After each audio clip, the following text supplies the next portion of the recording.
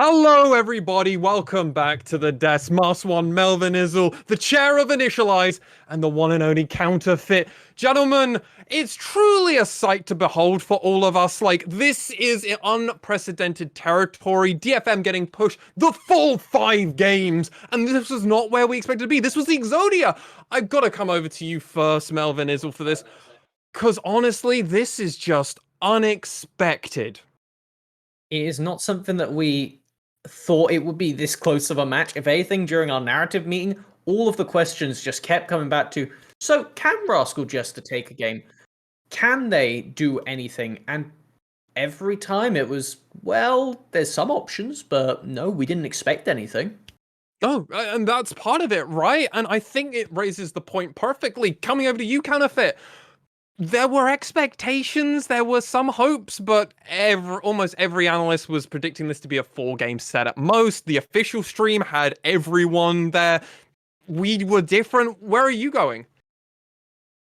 I mean, admittedly, I'm not the most informed when I made my initial decision, but I'm very gratified that we have made it to this point.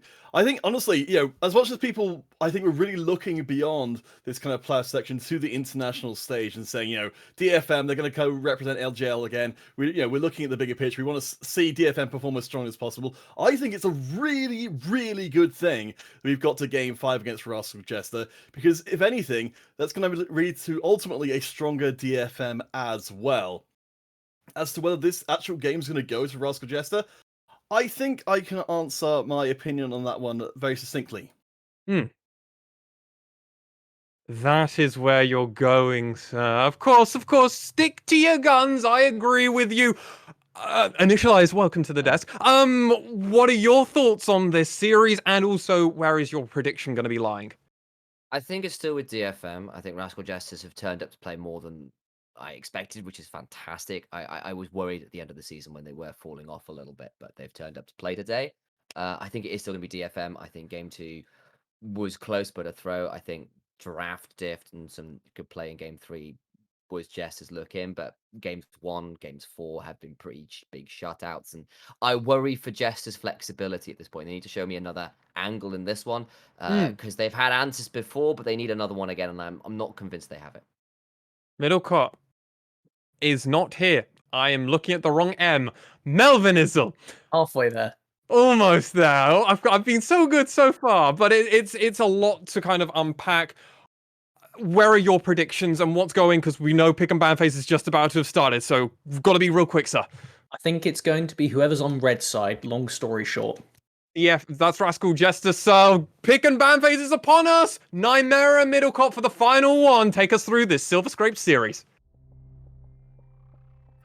Banger alert, everybody. No one expected us to be in Game 5 of the final, and the Pick and Ban has reflected the pace of that game for Nymera. We're seeing the Trundle first pick once again, the Renekton and the Varus locked in for Rascal Jesters. So, everyone, get in here is pretty much the battle cry we have right now. And that is a very strong response to what Rascal Jesters have locked in the first round, because they want early priority, but I'm looking at what, again, you have this problem of Rascal Jesters not wanting to lock in the Alistair now, which is a problem, because that has been now a very free ban for... that's been a ban which GFM have very much prioritized. Yeah. I think that the Tom Kench gains priority versus Rascal Jesters 2. Zoe at least means that you have an ultimate which is not worth stealing for the Silas, and it's harder to trade into them early, harder for the Silas to trade into you early, but it's still a very strong first 3 from DFM. Yeah, and it's the exact same first 3 that they drafted last time around. They know what worked for them that game. Yes. And Rascal Jesters really didn't have an answer to the Bruiser composition that they ended up drafting. No, is worried that it is the Varus this game, which has a little bit of a better time into them than the Jhin. But I'm still seeing this top lane matchup, which went heavily in Evi's favor last time around versus Kanatu. And Arya looked unstoppable on the Silas. Yeah. And the difference here is obviously Rascal Jesters have locked in AD carry at this point, so they get you do get Sol on someone with agency, very, very important. But DFM get to ban out junglers away from Hachimecha now, who has been actually pretty damn good throughout most of the series. Is Lee Sin in their second win was seriously good, even though he was outplayed for a lot of the other games. Now I would imagine that the Diana might be locked away as well, unless Arya just says, yeah, sure, pick the Diana, I'm just going to steal the ult. There's definitely an option for that. Because you look at that last game, and Rascal Jester picked a lot, well, I mean, 2 or 3 very, very pivotal ultimates for the DFM mid laner to steal. I think that, yeah, I mean, I was wondering if that was going to be another support ban. This time it's going to be the Leona taken away. They just think, actually, Hatchmecha, we don't really care what you pick outside of that now. Yeah, so I would expect something like the Diana. Has looked very good on it. The ultimates have been pretty exquisite, even if there wasn't necessarily the follow-up to match them. But this means that Utapon is going to have to go a little bit deeper into his pool with the ADC focus bans coming out from Rascal Jester in the second rotation. Will be the Xin Zhao hovered and locked in. Okay, this is Hatchemecha's most played champion. Bringing it out in a game 5. It's maybe what you want to see.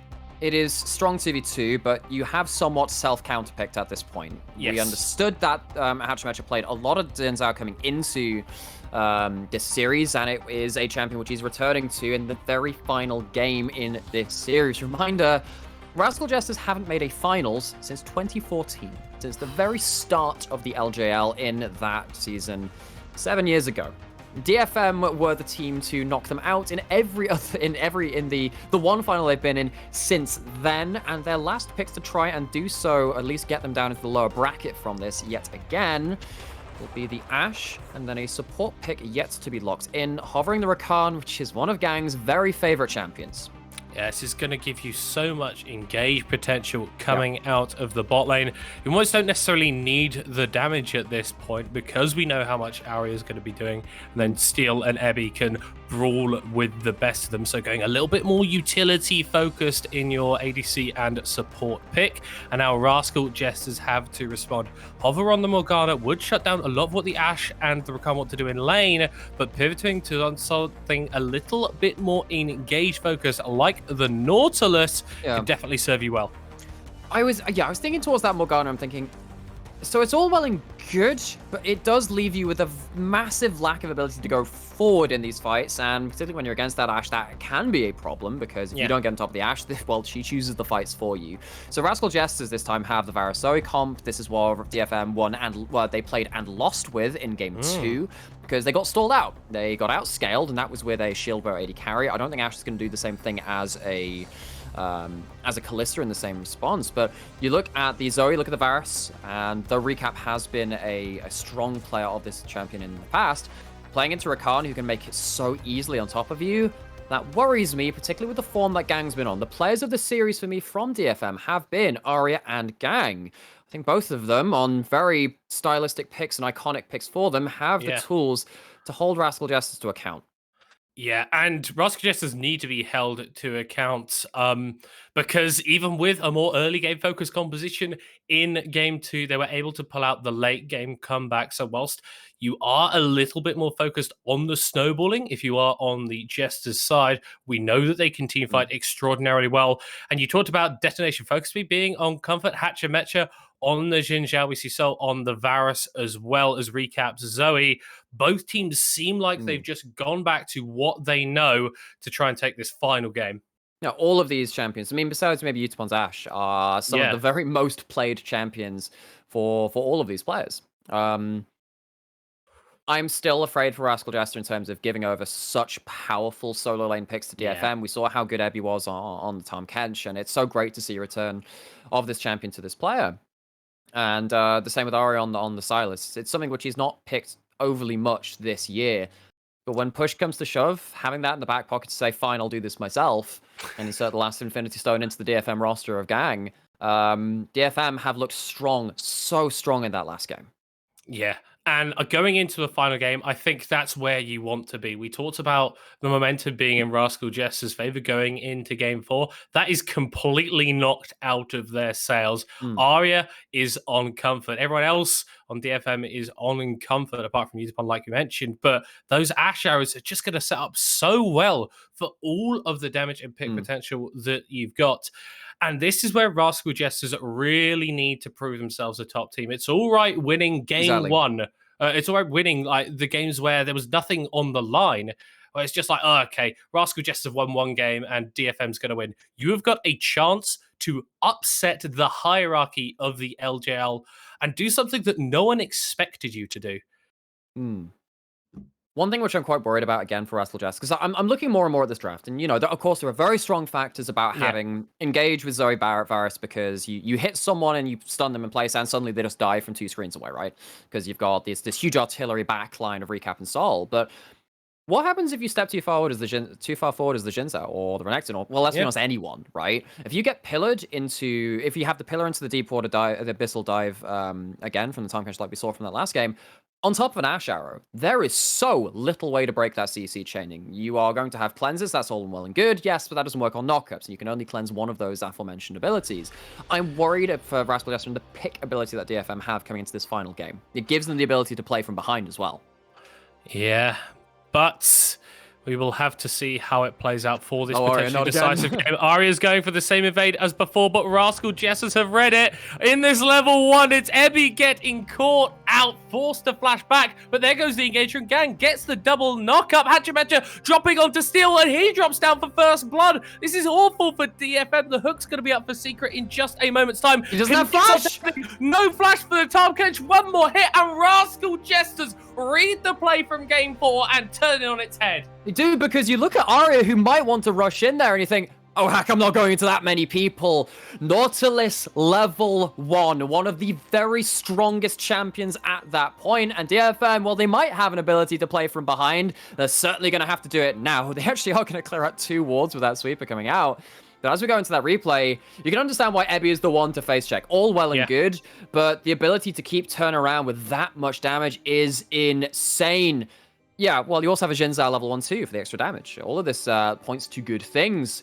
Second hook follows up. Abby has no flash at that point. DFM just have to beat a hasty retreat.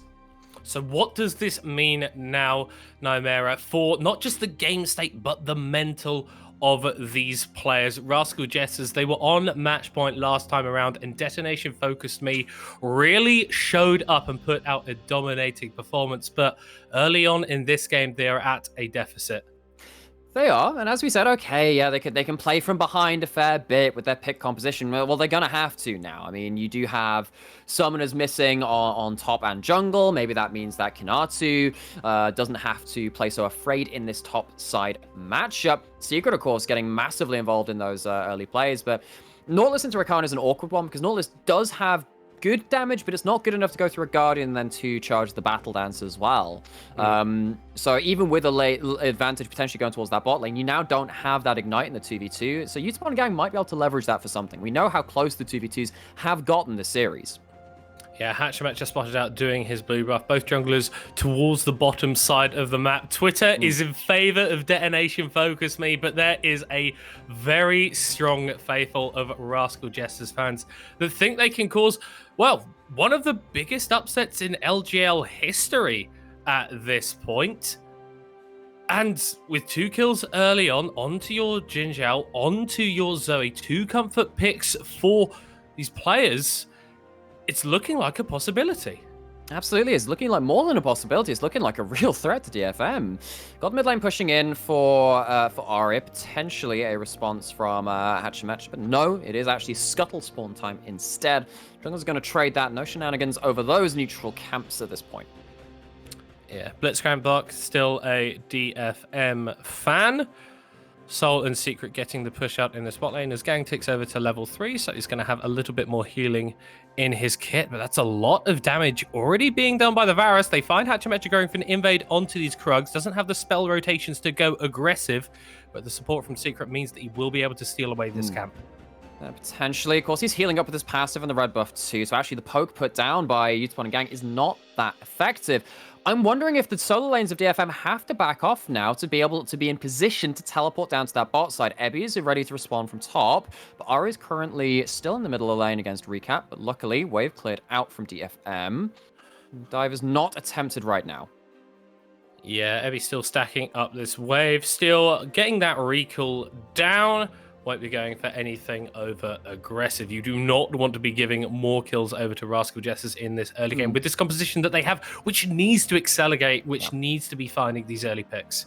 It does. I mean, the bonus is when you have that many people stacked up in the level 1 with those kills, and actually the assist money is transferred over so many people that you don't actually get it onto the targets necessarily that you want in terms of the assists, right? So while you have Varus with 2 assists, that's probably going to work out to like a control ward or something, right? An extra pot or 2, because of course there's 150 gold split between 4 people. That's really not that many, even with 2 of them. Gold onto Xin Zhao matters. Gold onto Zoe does matter too. But if it had gone to the Varus, I think that would have been the ideal standard from Rascal Jester. Yeah, we're already seeing the Sorcerer's Shoes picked up in the mid lane for Recap. Zoe, haven't seen it at all this series, but has loved to pull this one out in the regular split. I believe he had 5 games on it. And so has really favored this champion. Obviously, Arya has played it already, wasn't able to get out the win. Recap's going to be hoping that fortune favors him this time around. Yes, you will do. And of course, Recap is a historical player of this champion, much like Arya is too, particularly from 2020 when this champion was so prominent within the LJL. And DFM actually during that time was not a Zoe team. Remember actually that this team replaced Seros, the Emperor of the LJL, because he wasn't necessarily an assassin-y player. He couldn't play stuff like the Zoe either. Or the LeBlanc. It was, even though they are staples of the LJL, not really something which was in his wheelhouse, whereas they are specialties of the mid laner they now possess on their roster. Hachimecha does aggro the dragon, is spotted by a hawk shot and a control ward. Still is on the bottom side of the river, but with bot priority belonging to Rascal Jester, they have first swing at the neutral objective. Yeah, and this is a little bit of a switch up from what we've seen this series. Early Drakes haven't been prioritized at all, even though we've had a couple of games go all the way to soul points. So change up from Rascal Jesters, and because the Herald doesn't spawn for a couple of minutes, DFM can't really respond to this. No, they can't. And again, with the early lead on to the Xin Zhao, makes it kind of hard to fight in the 1v1 at that point. So Hachimecha walks off with his ill-gotten gains, still returning to steal the Krugs for the second time. Although this time his jungler's actually backed, and he's in quite some danger here, even though he has the level 6. Oh, he is going to spot out that control ward, but it might be a little bit too late. Pops the ultimate immediately onto Kanatu, who now uses the Dominus. TP's coming forward, but Recap is here before Arya will be able to portal jump forward, but the Devour comes out just in time from Ebby to save his jungler. Does, okay, bubble hits through the wall, but okay, so Steel gets half a camp. Of course, still not, Hachimecha rather, not going to be in position to get anything down in that bot side. And it's going to be an ultimate trade, all things said and done. That's going to be favorable for DFM here as they're making plays towards the bot lane. That's a very deep teleport from Arya. He's able to steal away the Chains of Corruption, but Soul flashes just in time to get out. Yeah, no cleanse. Cleanses, he flashes, and he heals too. Gang sadly not landing that first combo. Maybe could have flashed for it, but choosing not to go on that point. Maybe a slight miscalculation. So ever since that level 1, nothing really landed from either team now. As Arya makes his way back towards that mid lane. Teleported actually from lane down the edge. She ended up teleporting from base. But DFM, credits to them not falling any further into the pit. But now actually, they might be quite concerned that their aggressive plays have not led to anything yet. Yeah, and because Kanatu still has that TP, as that's a very nice hook landing onto Gang. The Ignite is dropped, but the Rakan's able to dance away. The piercing arrow not quite long enough. That was a W. He's hoping for Varus buffs, man. That's what I'm saying. Yeah, and Gang slotting into the roster again this year, of course. And he's impressed us so much in this split, even though he couldn't play due to residency reasons. Of course, they needed another Japanese player, so Kazu slotted into the support.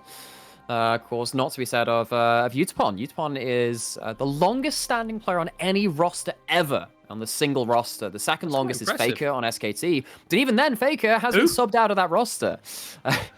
Yeah, who? I mean, who asked? But Utapon has never been subbed out of this roster. He's the longest tenured player on a starting roster in League of Legends history, and looks to find himself into another consecutive finals. It would be the 4th in a row for that. No, scratch that. He's been in so many different finals in a row. I think it's almost uncountable at this point. So he was in both of them in 2019, both of them in 2020, and of course now angling to get into both in 2021 as well. Yeah, Utapon's been very good for a very long time. Rascal Jester, though, moving their bot lane up towards this Herald to respond to the play being made by DFM. Gang going very far forward. Secret taken down almost immediately, but hooks back into the play. That's one kill going over to DFM. There comes the quickness from Gam, but it's traded over to Rascal Jesters, who are taking the rest of this fight. They've already got 2. They might be looking for a third onto Ebby. Does have the flash, will be forced to use that as well as the shield, but the chase potential from Rascal Jesters is just way too much. Recap picks up another one. No, and they're taking fights which seem to be, ending when they start them, but they don't have the stats for that yet. They don't have the items for that yet. Aria goes in with a Jin Soul and you're thinking, hey, that's pretty good, but then actually Recap gets to jump inside the bubble of safety and do some damage themselves. Rascal Jesters get themselves a Herald, get themselves another fight, and though Gang is starting this off on the right front, I mean, Secret gets to turn around anyway. Of course, he dies towards pretty early on. He gets all of his abilities out before he does that, though. That's such a chat play, flashing out, going back in with the dredge line, and then DFM will just wait to split. Ebby didn't get to the fight in time, and when he finally turned up, the flash ruthless player from Picanatu just locked him down, and they were able to take him out with ease. They were, and of course, the Ash wasn't there either. The Ash wasn't there for the consistent source of damage, nor are they a massive source of damage at this point in the game, but Rascal Jesters, I mean, I know we've seen the Varus Zoe kind of lose from an advantage before. It's going to have to again, because 10 minutes in, verging on 11, that's a 3,000 gold lead. A 3,000 gold lead against DFM. This is not something we are used to seeing. DFM sometimes have flubbed their early game, yes, but not by this much, because they normally have some laning leads. They have something which is kind of a spark of hope. Not really the same in this game. Yes, we did see something happen here. I'm not sure what's going on. Okay, it's still no making a flash play for onto heal. Soul. Yeah. It's just pretty sad here for Soul. Gonna get wailed on and taken down. So DFM getting a kill back, but in the top lane, they lost that tower to the Rift Tower, which meant a lot of gold injected onto Hachimecha. And look at the players on Rascal Jester. Hachimecha on his Comfort Jin Zhao, Recap on his Comfort Zoe, both with 2 kills. Neither have died, a couple of assists as well. The Comfort picks are paying off for Rascal Jesters in a way that they just aren't for DFM. No, exactly, and the reason that is so exact is because we were joking about it in our prep, saying, oh, we know what Rascal Jester are going to pick. They're going to pick a fighter top lane, a mage mid lane, and also Jin Zhao. That's just what they play. They are a solved team in terms of what they go towards in their champion pools. They don't have a very large amount of champions to go towards.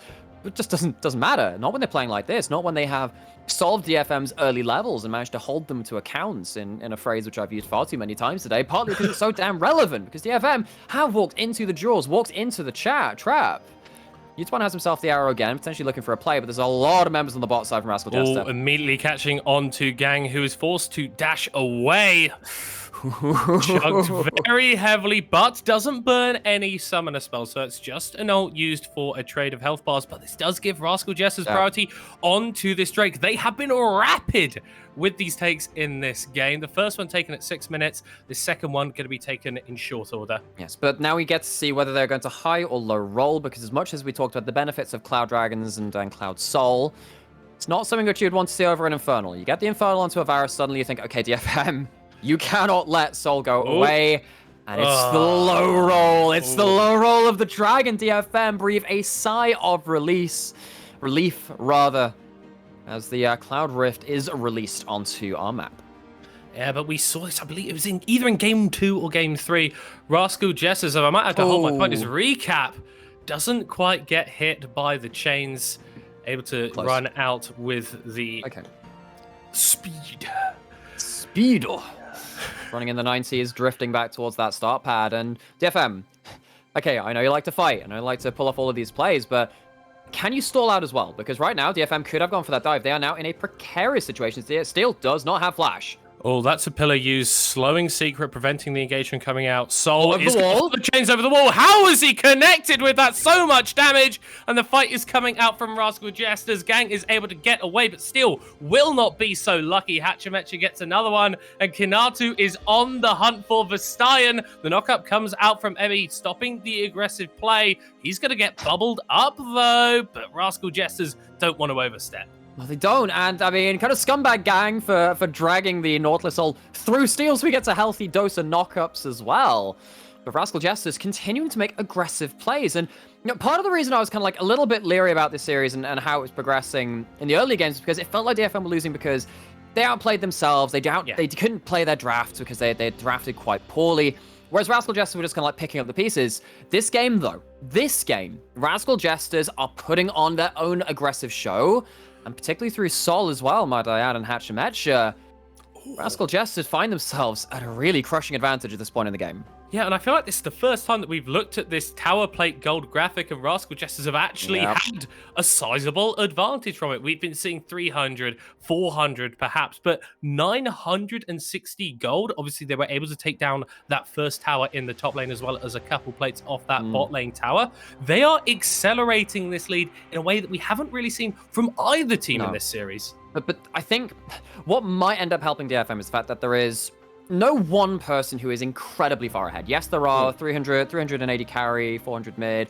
There is a sizable good lead in jungle, of course, but when you've got a trundle, your base utility kind of makes up for that in some sense. Like, I don't think there's one person who's far enough ahead for them to just, like, uber carry on their own. And I was afraid that Sol would get to that point, especially after the early game and after the first couple of kills. I'm like, oh gosh, if that goes on to Varus, that is a sore sight for DFM.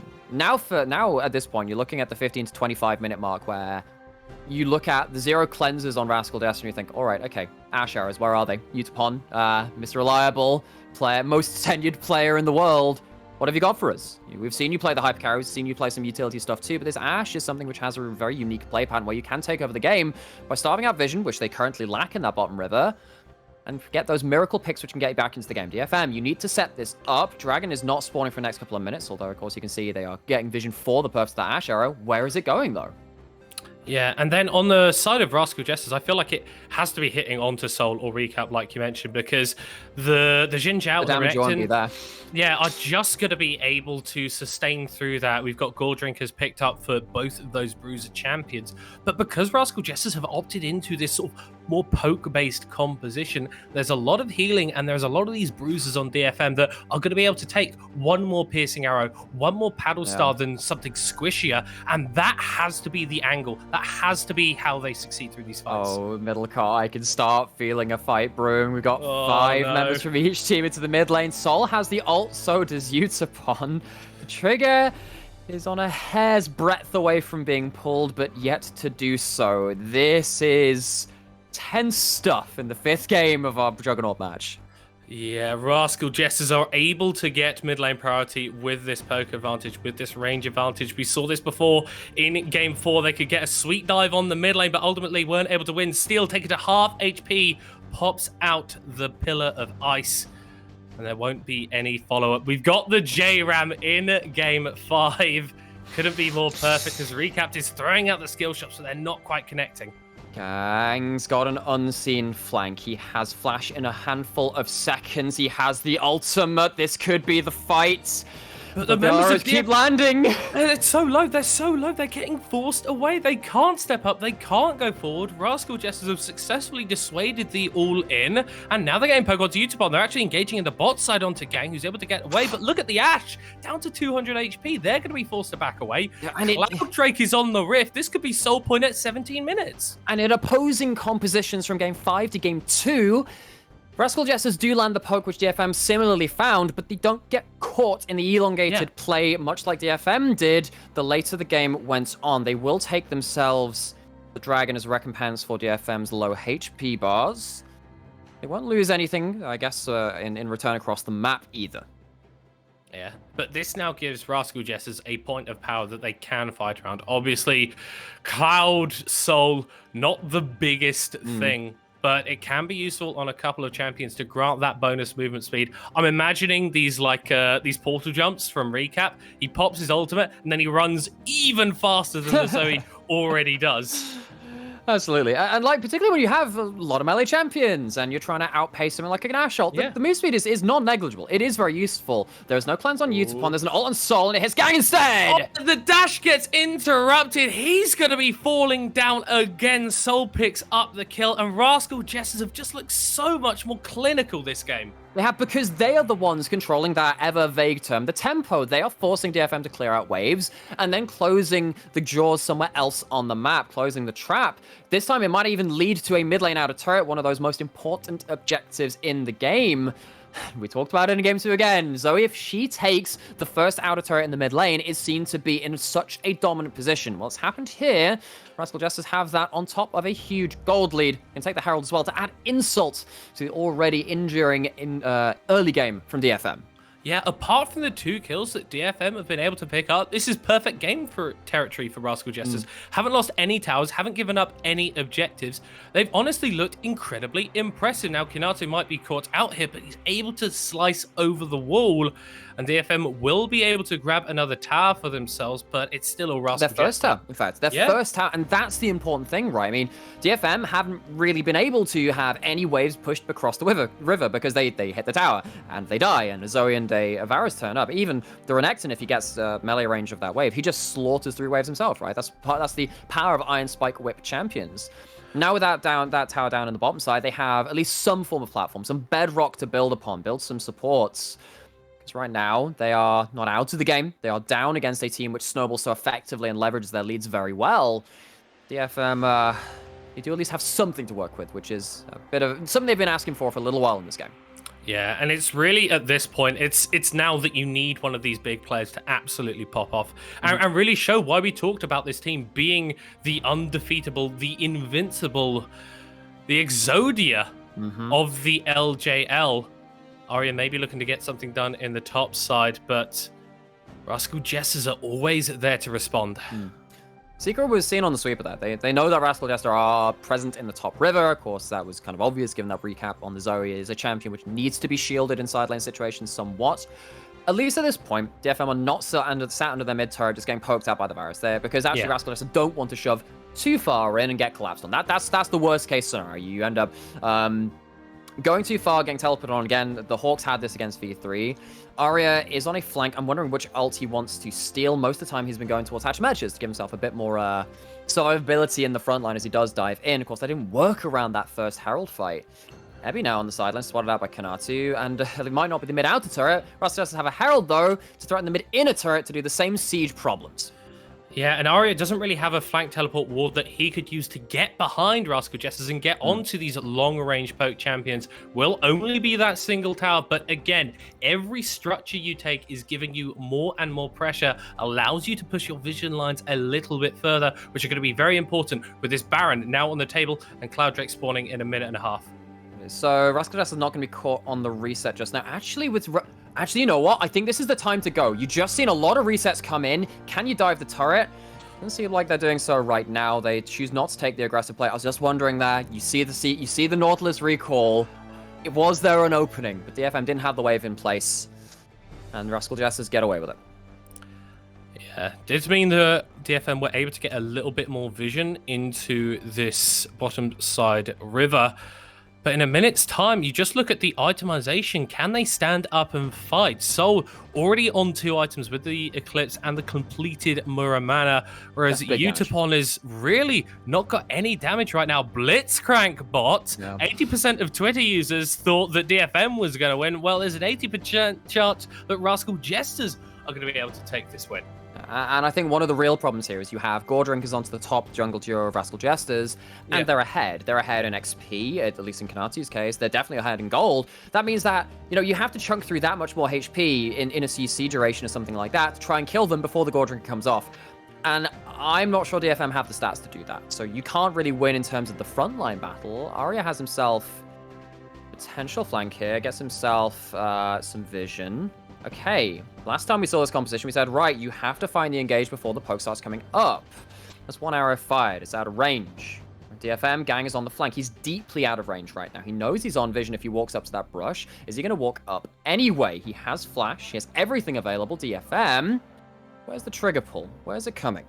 It could come from Arya. Does now have the Zonyas, so can buy a lot more time in these fights. Gang dancing around the battlefield, but now he's a little bit on the wrong side, looking for a flank. TP is going to come through from Ebby, but Gang already chunked to 60% HP. DFM starting up the Drake. But Gang is chunked out for 2/3 already. Again, Rascal Jesters identified the weakness, and now they choose to fight themselves. Chains of Corruption going on to Ebby. Arya stealing away the Dominus, but the Drake goes over to Rascal Jesters. That's going to be the Cloud Soul. That's going to be 2 kills already going over to Soul. Utapon flashing forward to his demise. Can't get anything done. Still goes over the wall, but Rascal Jesters get the objective, and they get the fight, and they may just count out Arya as trying to escape on the backside. What? And dare I say it, this might be the whole damn series. They lose a critical fight. Oh, the TP is coming in. The Baron is on the table. Arya has got nowhere to go. Gets the stun onto Recap. Goes into the Zhonya's, but it will not matter. Soul gets another kill. And Rascal Jesters get the fight, get the Drake, get the Baron. They are looking to take this series. They're looking to take the series because they are laughing their way to the bank with the gold lead. They are laughing their way to a potential finals. The first in 7 years for such a storied team organization. We have referred to DFM Rascal Jesters as the LJL TSM versus CLG. They have lasted almost as long a time as that matchup. But Rascal Jesters don't have that title in their inventory. They don't have that title ever since 2014. They have been the laughingstock, but now they, as we so often reference, have the last laugh in 2021. Yeah, Gang here getting poked out on the other side, dropping to 2/3 HP before the fight can even get started. And that means that you can't use the Rakan for the engage that DFM so sorely needed. Exactly, and this is what I really want to praise Rascal Jesters for. They don't just blindly push forward and say, oh, maybe we land, something onto Utapon, maybe that can work. No, they realize that Gang is the target. They realize that, they ward out, they don't assume things are going to be okay. And although Gang does try and find a last-minute engage, it's just not enough at that point. Doing it from half HP is sadly not something they can play around, and Ashe is not a champion which does that well from behind. Especially not when you're using it as a pick champion. The Ashe arrows have not been on cooldown, they have not been finding the correct targets, and I think I can understand why, because Rascal Jesters have been pushing up. They have been close-knit because they've been the ones pushing into towers. They are the ones which decide when they're on the map, which means that they can respond to such plays, and now with the Baron being taken afterwards as well, Rascal Jesters, they have a death grip on this series and on this game. Yeah, DFM might have just seen footage of their own demise in that fight. These Baron minions mean that Rascal Jester can siege with impunity. That's so much damage being done onto Steel, who's going to be sleeping up, stealing away the Crescent Guard for Arya, but they just can't stand up. Rascal Jesters take the Inhibitor Tower, and will look to take the Inhib as well. Okay, there's no Alistair this time, gang. There is no godlike engage to come in from that champion. Does have similar ability, I suppose, on the Rakan, but is it going to be enough? Where does the damage come in from? Because I don't think Utapon has it. I don't think Arya can stay alive long enough either. Soul caught out by a pillar. They find the arrow! On to Soul immediately, but the damage isn't there! DFM are falling down. They trade back onto Are they? DFM! How are they doing this? Arya, what the hell are you doing? Kinato popped over the wall. DFM, you need to win this fight to save the game. It's going to be a 2v3, but Rascal Jesters are looking to put forward. They're looking to go forward, but Arya manages to stay alive because the arrow hits. Soul doesn't get the turn around. He hops into a bush, denies one auto attack from Utapon, but bloody hell, that got close. No way, no way. As we pop into the replay, DFM 9k gold down, a Soul, a Baron down. Look at the arrow. It's just CC into CC. The Trundle pillar becomes so hard to work around. Utapon, he's a man with a mission. It's one archer against the other, and in a battle of arrows, the sky darkens for Soul. But Utapon cannot stay alive beyond that, and Hachimetra and Renekton, of course, they are from ahead. They're Conqueror champions. They have the Gordrinker, so they have the extended DPS traits after that point. DFM cannot stick the landing, so they avoid the worst possible scenario. Yeah, that they do. It's still 2 inhibitors down. Rascal Jesters are by no means out of control on this game, but a little bit of a slip up, a little bit of hope for DFM. We were talking about Rascal Jester's Hopium coming into this series. There's got to be a hell of a lot of DFM Hopium right now. 8k, 9k behind, down a Cloud Soul, and they need to win the next fight to keep their hopes alive. And how blessed are we as casters and a broadcast to have this series as well. We thought it'd be a quick 3-0. We'll go home, go back to sleep, go grab a coffee with lunch. And though this is our first time casting together this split, looks like we have saved up all of our best games for this series in general. And it is such a pleasure to be seeing Rascal Jester step up to the plate, because the earlier games, I was wondering if it's DFM stepping down from the pedestal. Definitely not in this one. Definitely not for Sol either, as he continues chunking out the damage.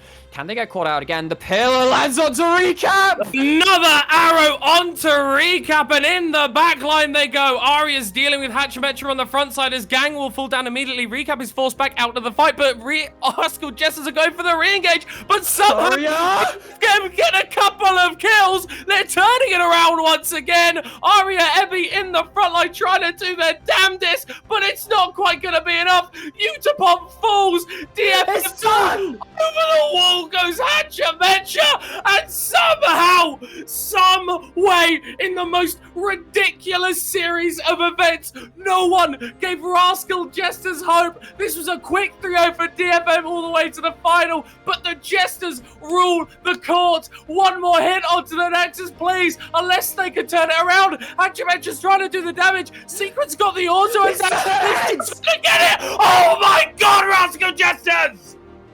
3-2! It's the Rascal Jesters. The counterfeit curse comes into fruition. DFM will have to find another way to the finals because this door has been closed. It has been shut down. You lose, good sir. You lose. There is nothing more to be found here. Oh, The Court Jesters. God. Oh. I am so happy to have witnessed this with you all in chat, with you on Cast Middle Court. I am a DFM fan at some point in my heart because I'm a big fan of Arya. I love the individuals and players on DFM, but there will always come a point where one story overlaps with another. It overlaps to the point where actually it takes it over, and you have to sit down and sit there with your notebook and your pen and say, all right, the new tale's been written today, and the last two team fights from DFM were something special, but it wasn't special enough. And that tells you how well DFM played in terms to get those opportunities, but how even better still Rascal Jester did to deny them the team fighting kings of the LJL, and they've denied them their finals at this point. They have to go through the lower bracket. The door is shut.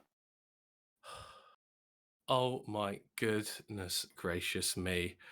And it's not over for Rascal Jesters. If you can take down DFM in one best of 5 series, you can do it again. And the LJL finals, which for so long has just been DFM versus whoever, is gonna have a new challenger coming through from the Juggernaut match. Analysts, what a series. Break it down for us.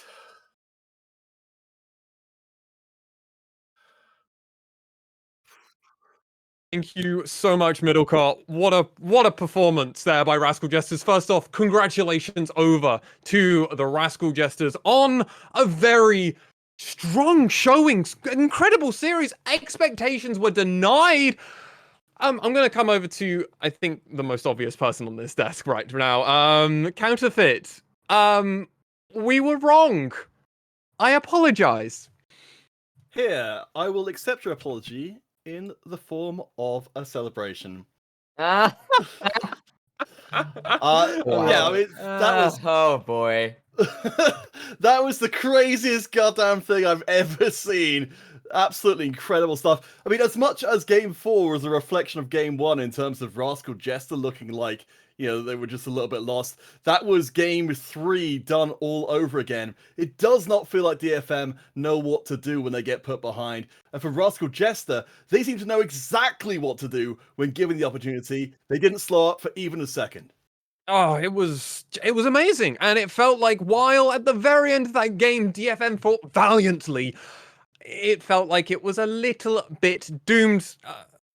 Initialize. Yeah. So, what is your current thoughts right now? Because I mean, we were in the green room together and we were just shocked and we were. Yeah, I mean, let's be real. I kind of think DFM knew exactly what they wanted to do from behind, which was fight their way back in. It's what they do. Problem is, Jesters just did it better this time around, and there are a couple reasons for that. The level 1 going so awry. Ebby can't play up because his flash is down. Hatchametcha on the Jin Zhao so accelerated when normally he'd struggle into the trundle. The fact that some of these mid plays don't quite work out as well as they could. And then you've got a Zoe and a Varus with a dragon stacky advantage. You have to come and sit there in front of the poke. And the Goldie just gets too much. And I have to give credit to the Jesters because they took their leads and they ran with it. They did a phenomenal job. This whole time that you were giving that beautiful monologue about Detention FocusMe, I think you were slowly killing our play-by-play caster of that series, Middlecott, who seemed to be walking around in vain, hands in his face. He was honestly very distraught. Melvin Izzle, coming to you, sir. Was there something that could have been done differently this game? Like, where's the defining moment for you? I think that the defining moment outside the level one, because I think that obviously put DFM on the back foot for the entire game, which forced them to fight so far forward. But for me, it was realistically, once again, around the Soul fight, where it gets to the point where both the teams are just facing down each other, and the gold lead is there. Everything is in the Rascal Jester's pocket, and it puts DFM under such pressure that it wasn't necessarily you could see them crack, but it was just the kind of thing of they never got the opening that they would normally get. They never had the slip up from Rascal Jester to give them the way in. And it's one of those ones where you look at it and go, if you just assume that the level 1 has happened, there were a lot of points in that game where DFM tried to claw it back, but Rascal Jester just never bought. They never let him go, and you have to give them credence for that. That is so difficult to do in a game 5 after a series like that when the momentum has just left you. They didn't win the last game. They came off of a loss and managed to do this. Even more impressive, reading the level 1, having such good execution after that to not give openings that you know for a fact every time DFM could, they took those openings. Even later on, the pick onto, I believe, onto Soul in that big fight around the base. It looked like about 15 autos later that Utapon had killed him, but even then, it's just too far gone. Well, gentlemen, we do have a player of the series to announce that we voted on here, all of us at the LJL OU, and that is Soul, ladies and gentlemen. He is our player of the series, Rascal Jester Soul. What an incredible performance from him, and obviously I've got to come to you, Counterfeit. What's your thoughts on Soul? I mean, it's just absolutely amazing. I mean, as much as Soul did fantastic there, and I think that's exemplified by getting the solo kills before, I really feel like it was the whole of Rascal Jester who came together so well to enable the rest of the team. I genuinely think, as much as predicted at the start of it, the revolution has arrived in the LJL, and as a great poet once said about DFM and Rascal Jesters, your time is up, my time is now. And that's what I think is here for Rascal Jesters, and Soul leading the charge forward. He really did. I think I see Sam trying to say something, No, but I didn't. can't No, hear him. I was mumbling to myself. So good. Don't worry, I'm still here. Oh, so good, so good, so clean. I mean, honestly, congratulations over to Soul. This is a guy who played multiple different champions, as we saw throughout this series, and had a really impressive performance on all of them, and well done to them. We're done. We've had Silver Scrapes, gentlemen. I'm just still in shock that DFM lost. We had been expecting this to be the Exodia, ladies and gentlemen. This was the team that was meant to go the distance. But Melvin Izzle, why don't you run us over a quick clip on maybe why DFM weren't able to run this over and Rascal Jesters took it? So I've chosen a slightly longer version of this Soul fight, and the reason for that is because the biggest impact of the gold lead, the biggest impact of the state of the game, is just the game of vision. We've got Gang currently setting up for a flank on the side. We've seen this before against Rascal Jester. You can imagine the highlight reel of them getting the massive engage onto everybody, followed up by Arya stealing Nautilus Ultimate, etc., all these kind of things. But the issue is with the state of the game, if you pan over to the minimap, you can see that currently Ebby is having to collect waves. It's been pushed in so far ahead. There's scattered vision, so they know if this frog is coming to flank. And now, as we're going to play out the clip a moment and you can start to see how it goes, Gang is eventually spotted out because you can see Rascal Jester, they're not approaching. Until this dragon is aggroed, they are not going any further forward. And Hachamecha places down this ward that they are currently attacking on the side, just as the dragon is aggroed, and now Gang knows that that's warded. They can't walk any further forward. They're going to walk in occasionally and get spotted on the vision. And I really like how they try and mix up this fight. Keep your eyes on Gang along the bottom. They're the only person that matters for this because a single arrow from Utapon can be blocked by Secret, can be blocked by Hachamecha. It doesn't matter. So watch this little maneuver that they go for. The double battle dance to try and reposition all the way up to here to look for this flank angle. But guess what? Rascal Jester, they knew it was going to happen. They have smelt it out. And you can see as they turn over here to approach, they're going to go find the ward and eventually get a little bit smacked. Recap, preemptively throwing out the Q. The TP comes in from Ebby at this point. But gang, they're just not allowed to take anything. Dragon's been aggroed on the side. And you notice, Grand Entrance is used defensively because everybody else of DFM is over here. This means now there is a good 10-second window where Rascal Jester, despite having these two back here, they are under no threat. A single arrow comes through, it's not going to kill either of these two. Sol is in a safe position. Firing it over here won't really do much, so it's just a matter of letting Hachimecha, the smite wielder of the team, try and contest against Steel. And as we can see, the Dragon isn't really the most important part, it's just about forcing DFM into unfavorable fights. As we play it out from here, Kanatu gets the flank chasing down, big chain of corruption coming in from Sol, and just the constant poke from this Varus on the side. They have already chunked out both Ebby and Gang. This engage is just impossible. Look at this. They still have the summoners. They still have the ultimate. They want to go in, but this Rakan just isn't able to do it. And the rest of the fight is just falling apart around them. Too tanky on the Renekton. Too tanky on the Zinzao. They both have their Gore Drinkers completed, and they can just eat this damage for breakfast. I'm going to try and catch this next bit, but keep your eye on Sol if I don't, because they're going to charge up their next arrow. Here it is. Right there. Rakan, flash in, Gang goes for it, killed by the arrow before they get a chance. And this arrow's going to come through, get the double, and at that point, the numbers are too high. Rascal Jesters have taken it. They have all the advantage they could need. With the Soul off of the table, they can turn all their attention to the Baron, and they go ahead to end the game after a few contests, but after that. It was, they tried to contest, they tried to come back, and I remember, Melvin, as well, you hearkened on to that fight where Utapon does about 8 to 14, it feels like, auto-attacks onto it's Sol. painful. And even then, he only just gets at the end, and then does, sadly, replace his sins with also dying. So that was how it went. I need to come over to you, Initialize. Where do we go from here now? Obviously, Detention FocusMe will face off against the winner of V3 Esports versus Axis. Do you expect them to rally it back? Is this just very 2020 spring-esque for DFM?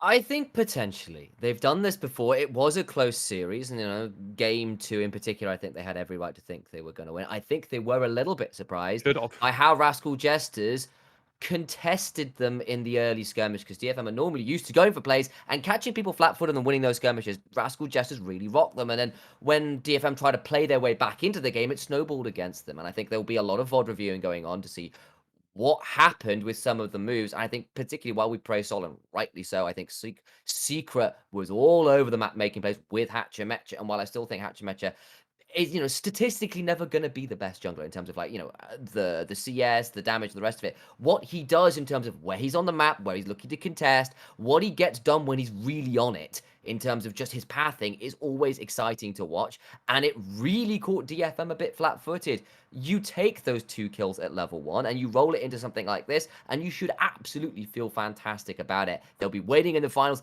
I'm expecting a rematch, and I'm expecting it to be another banger. Are you expecting a rematch, Counterfeit? I'm thinking it's likely, but honestly, it feels like such a great time to be an LJL fan, because you've got Rascal Jester stepping up to the potential top team. You've got a season in which Axis came from nowhere to suddenly be a team that took games off everybody. At this point, it's wonderful to not know for sure. And, to go back from the very beginning of the day, I'm so glad that this hopefully gets people away from the whole idea of, it has to be all about DFM and how they do internationally. Instead, it's all about this season, this playoffs, right here and now. Right here, right now. Too many storylines going on. We've got V3 coming up for their gauntlet run, hitting finals like they always do. Remember, ladies and gentlemen, V3 always try and make those finals. Is it going to be Axis on a miracle run? Rascal Jesters, are they the true kings? Or will DFM reclaim their throne at the top? And also go back to Worlds and reclaim that crown from V3 Esports. We'll find out all of that and so much more, ladies and gentlemen, next week when we come at you with that match between V3 Esports and Axis. Remember, ladies and gentlemen, we have a YouTube channel, Discord, Twitches, streams, and we do a podcast, ladies and gentlemen. Check all of that out. Obviously, I have to do the call outs of thank you so much to Melvinizzle, Counterfeit, and Initialize. Thank you, all of you gentlemen. Thank you so much, obviously, over to our two casters of Nymera and Middlecourt. Gentlemen, that was a cracker. Do you want to say anything else, guys? No? I got a woo from Nymera. Middlecourt, you want to say anything? That's a bit more of a sad That's sigh. always got is the at the end of a 5-game series. I know that play-by-play feel, mate. Go grab a glass of water already. But from all of us here at the LJL OU, thank you so much for listening and or watching, and we'll see you all very soon. Oh, we had silver scrapes. Why